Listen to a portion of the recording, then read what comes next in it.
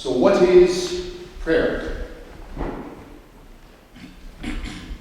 When you picked up your bulletin and saw that as the title of today's reflections, if you're expecting to go to lunch and have the answer to that, I'm going to disappoint you.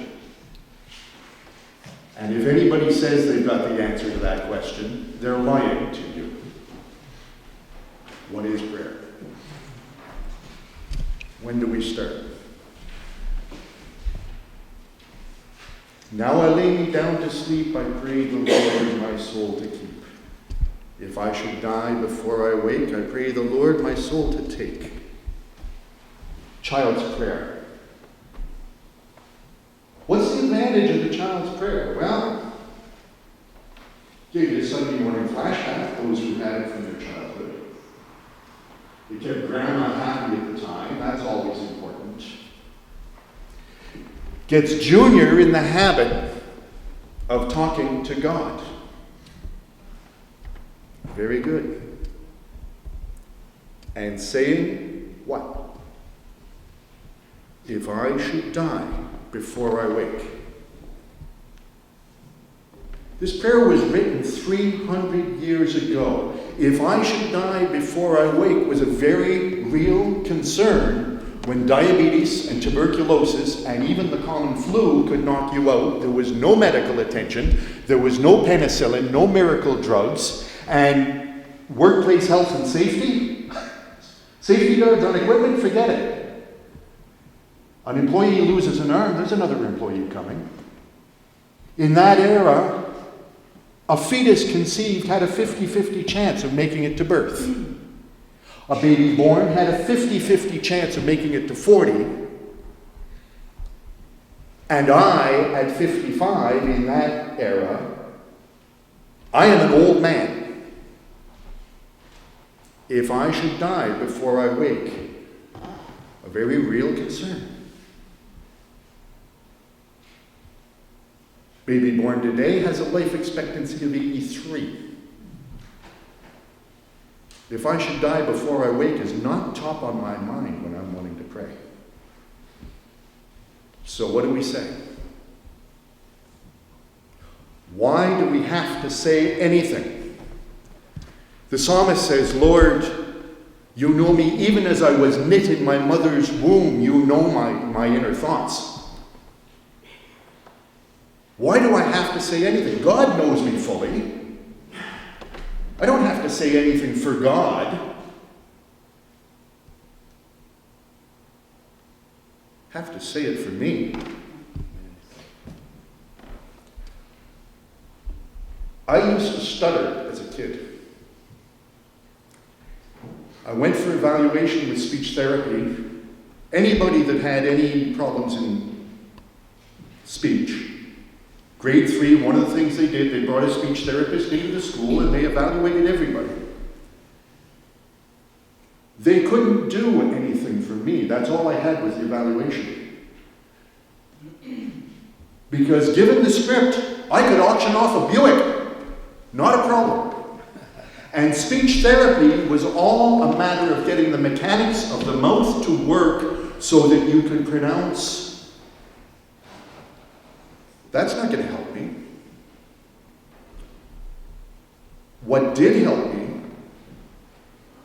was one line in a movie. It would have been a Hallmark movie had Hallmark been producing movies at the time. And the movie didn't even center around this line. It was just a throw off. This kid stuttered, and the speech therapist loomed large over him, and the father loomed large, and the teacher loomed large. And his girlfriend was able to break through it.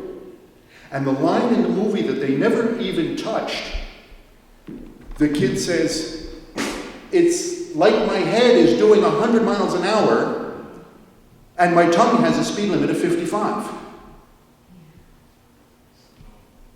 It's like my head is doing 100 miles an hour and my tongue has a speed limit of 55.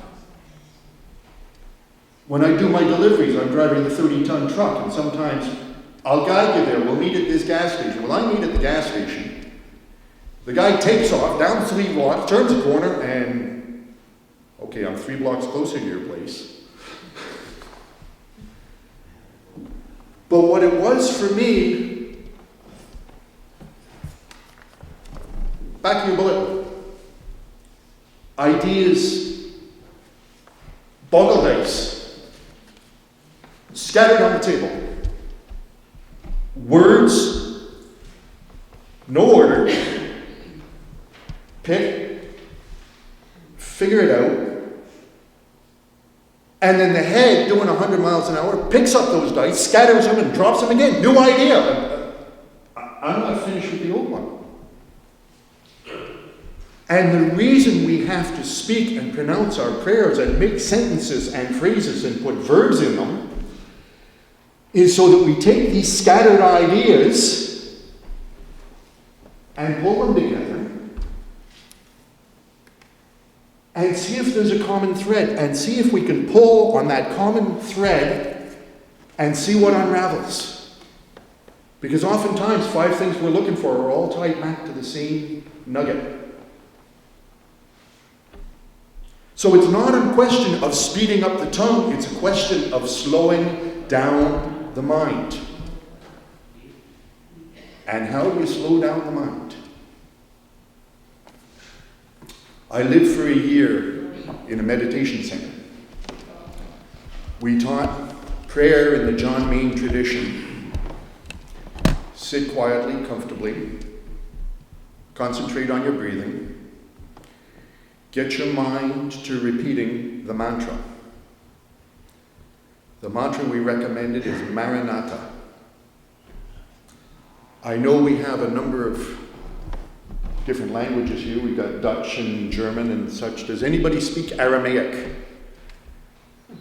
Yeah, Sophie, put up your hand. It was a dying language when Jesus spoke it. Maranatha is Aramaic. It appears a couple of times in the Bible. It means, come Lord. And by choosing a word like that as a mantra, you're choosing a word that doesn't carry any baggage with it. Baggage associated with, give us this day our daily bread. Bread.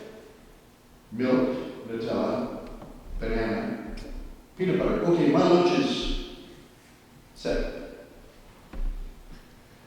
Choose a word like Maranatha, and the idea of meditation is, instead of scolding yourself for going to the grocery list, you just bring yourself back to that mantra. And I lived in the center for a year, and I practiced this twice a day. And did it slow down the mind? It helped. The director of the center will tell you that everybody can do it. One of the things that led me to that center was a little book, not even written by Brother Lawrence of the Resurrection, but it's the spirituality of Brother Lawrence of the Resurrection, called The Practice of the Presence of God. Brother Lawrence was a 17th century affiliate to a Carmelite monastery, and his spirituality was so strong that the abbot of the monastery decided to write Brother Lawrence's spirituality out. And it's one of the top-selling books in all of Christianity. And had it not been for that book, that monastery basically produced nothing. But when Brother Lawrence was asked, why don't you come to morning prayer? He said, well, if you think it'll help my place in community to come to the morning prayer amongst the brothers, I will come. But I have no need to sit down and pronounce my morning prayers. Because if I peel potatoes to the glory of God, prayer becomes unnecessary. Life becomes prayer. Prayer becomes unnecessary because life becomes prayer. And anybody that paints or does exercise or works in a shop or does needlecraft or enjoys driving or any of 100 other things can relate to this. I'll give you the example from kite flying because I fly kites. So I get a stunt kite up, and I'm flying the kite, and I'm swooping down across the ground, and we're dancing to music only we can hear, and it is me, and the kite, and the wind, and nothing else. And then there is that, I talked to this Reverend Alice about this, the divine hand on the shoulder. And as long as I am flying the kite and I feel that hand on the shoulder, all is right with the world. If I take my attention to that hand on the shoulder, the hand disappears. And then the kite falls out of the sky. But when you get, the athletes speak of being in the zone, and that is what it can be with prayer, is that we get in the zone and get the mind calm to the point where it is me and the kite and the wind and nothing else. And another that led me to that house was Taizé prayer, which is very similar. It uses music. Taizé is a monastery in France that welcomes 6,000 people a week from all over the world. Just an example, when I went there in late May, we were 1,800 people, 43 countries, 27 languages. Christians, non-Christians, the question is not asked. And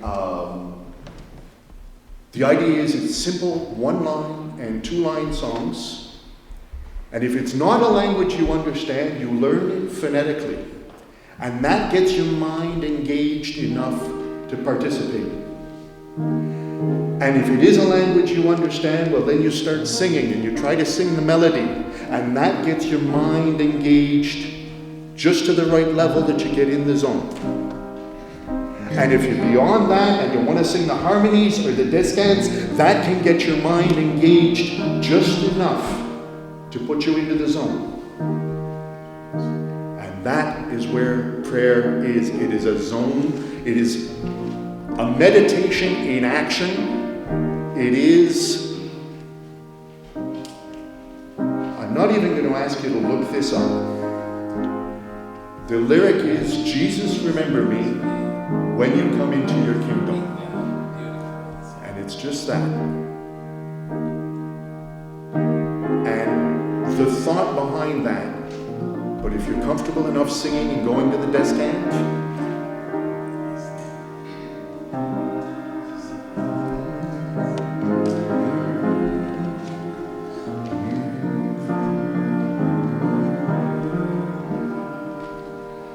Jesus,